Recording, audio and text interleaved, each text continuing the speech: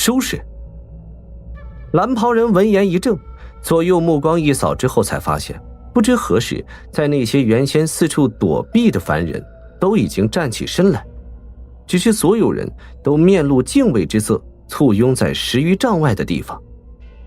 只有鹰鹿和那位大汉面上微露兴奋，站在近些的地方，静听2位仙师交谈，其中老者更是喜得合不拢嘴。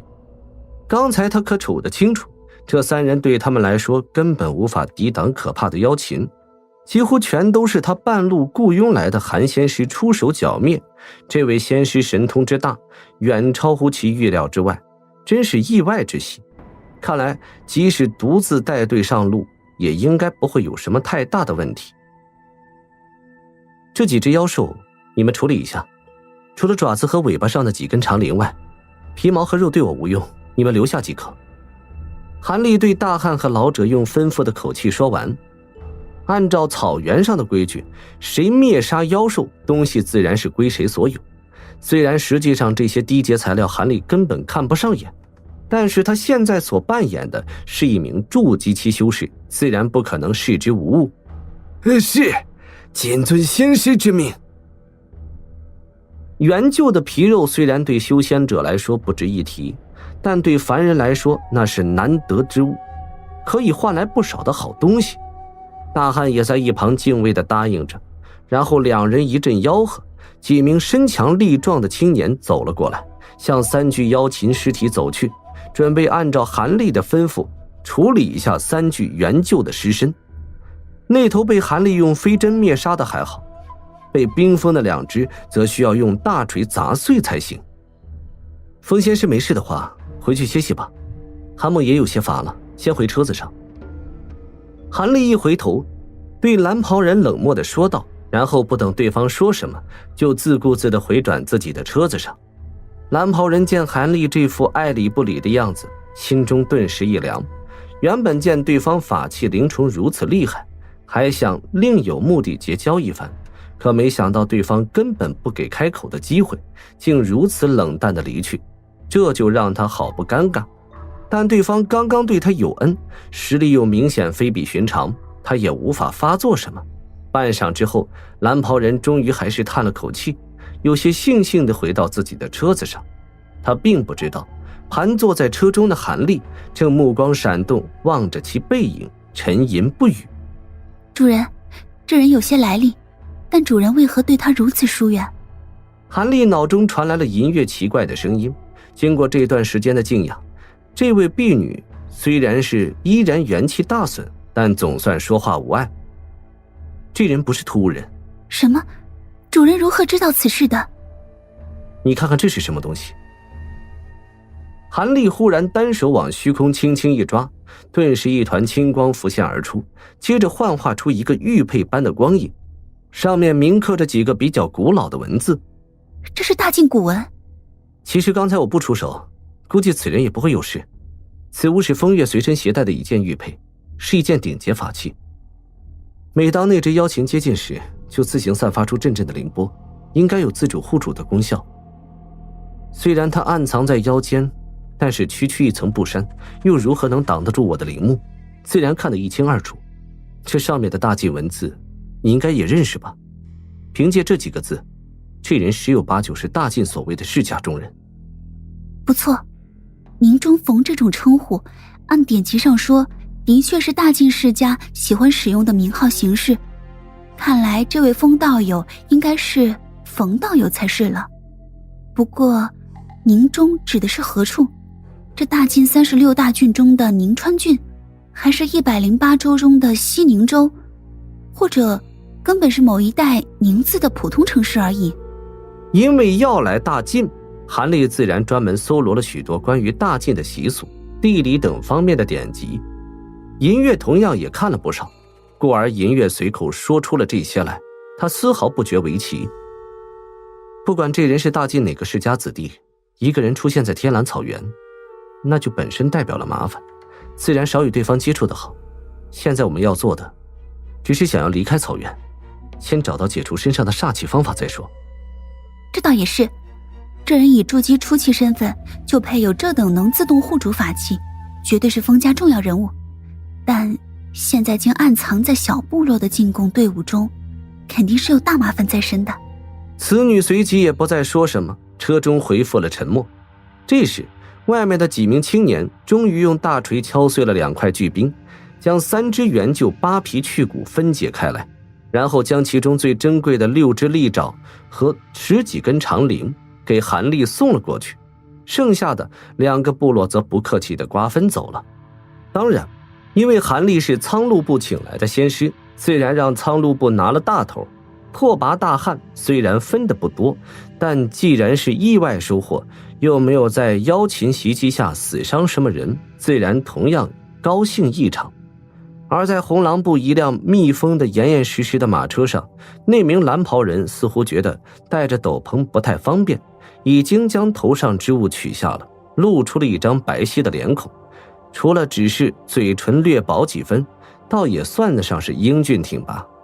此刻他脸上阴寒默然不语，忽然单手往脖颈上一阵摸索，竟然掏出了一根银黄色的链子出来，链子一头还系着一把银白色的钥匙。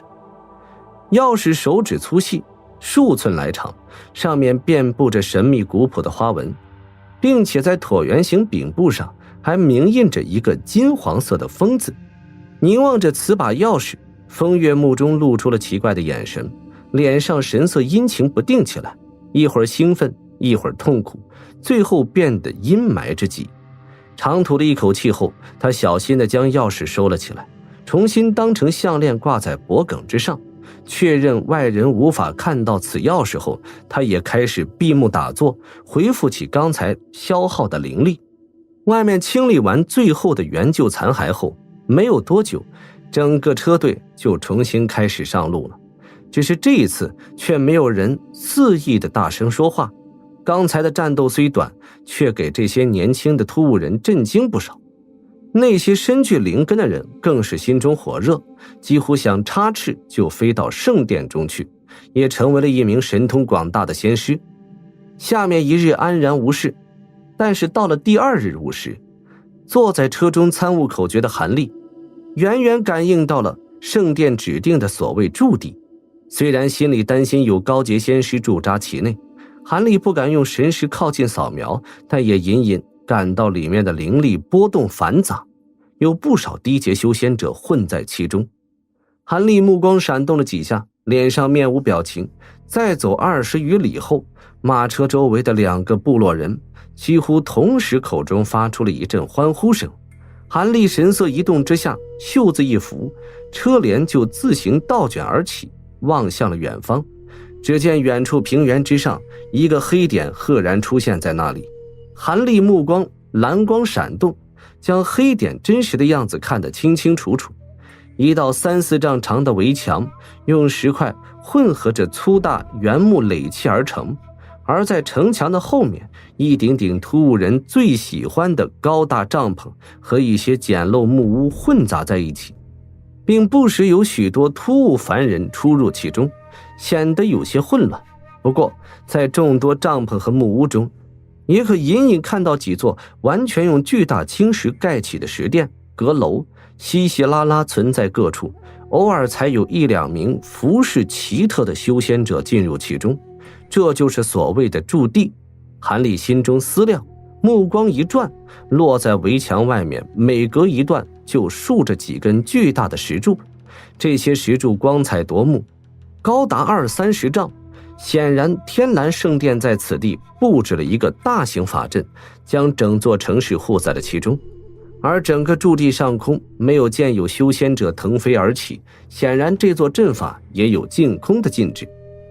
打量完此城，韩立没有兴趣再继续看下去，伸手招了招，车帘又放了下来。1刻钟后，他们的车队就到驻地入口处。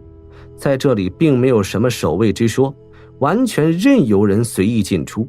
鹰鹿和大汉商量了一下，不知出于什么考虑，2个部落再次分开，队伍分别朝2个不同的方向前进。韩立虽然人在车内，但透过神识仍可以清楚感应到附近的一切。这个驻地的确像他远远看到的一样，乱可以概括了一切。除了几条人为的主道路外，到处都是毫无整齐可言的皮毛帐篷以及错位复杂的简陋木屋。显然除了那些青石建筑外，其余都是进贡圣殿各部落的临时驻地。不过需要在这里歇息的也都是离圣殿最远的部落，是那种再大也大不到哪儿去的部落。真正大型部落可都是紧挨着圣殿居住，所以除了几顶稍微华美些的大帐篷外，其余的帐篷木屋也都是一些平常可见的建筑，有不少甚至还有补丁在上面，可见这些小部落的窘况。好不容易在驻地偏僻一角找了个空地，苍鹭部众人也开始搭建自己的帐篷。韩立走下车来，冷冷地注视着他们的举动，而鹰鹿犹豫了一下，这时也走了过来。韩仙师，此地混乱不堪，恐怕不适合仙师大人清修打坐。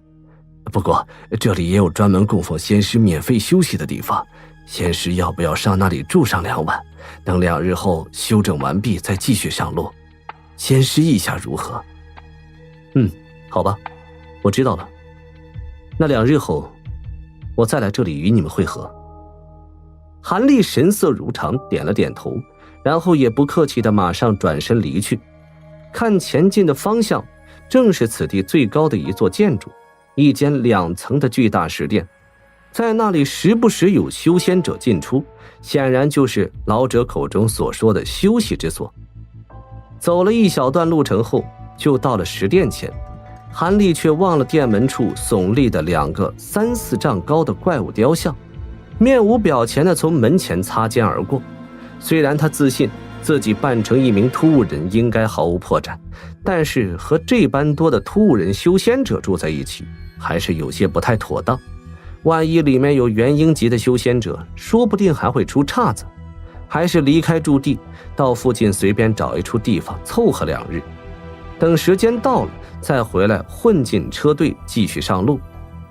而等到了所谓的天蓝圣殿，想必搜寻他的风声应该送到了一些，到时就设法再离去。剩下的路程虽然离大晋还有好长一段，但小心一些的话，也不是没有机会潜入大晋的地界。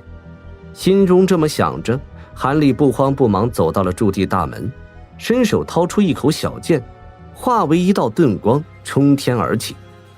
飞遁了5、60里后，在一片不起眼的乱石堆上停了下来，目光向下一扫，他在一块5、6丈高巨石前落了下来，盘膝坐下，放出了神识，确信方圆20里内的确没有第2人后，当即冲身后的巨石10指连弹，一片青色剑气切削而过，一个2丈来高的空洞窟就出现在眼前，刚好可以进入1人的样子。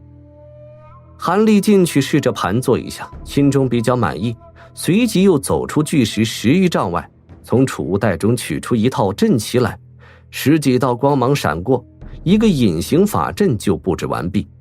从外面看去，巨石瞬间消失得无影无踪，原地空空如也。韩立没有客气，当即身形一晃后就进入了法阵，整个人也销声匿迹。时间一点点的过去，转瞬间就过去了1日1夜。韩立在石窟中处于入定中，默默参悟大眼神君所给的口诀。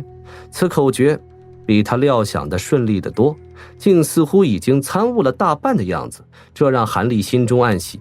如果他正参悟某个关键问题，但突然眼皮自行一跳，神识瞬间从入定中跳了出来，脸带诧异之色，睁开了双目。